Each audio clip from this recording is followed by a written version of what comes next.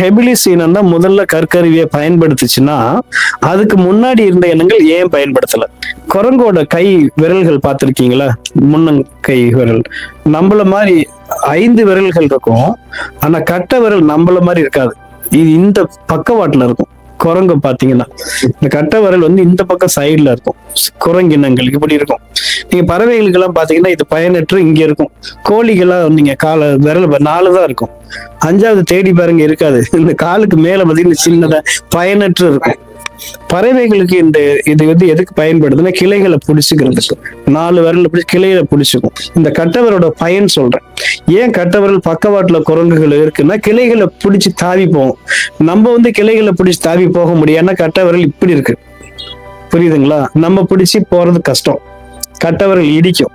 அதுங்களுக்கு எளிதா இருக்கும். ஆனா என்ன ஆச்சுன்னா ஒரு இனம் பரிணாமத்துல கட்டவரல் இப்படி நம்மள மாதிரி மாறிடுச்சு. அப்ப என்ன ஆகுதுன்னா ஒரு கருவியை அதால பிடிக்க முடியுது. அதுக்கு முந்தைய இனம் இப்படி பிடிக்க முடியாது.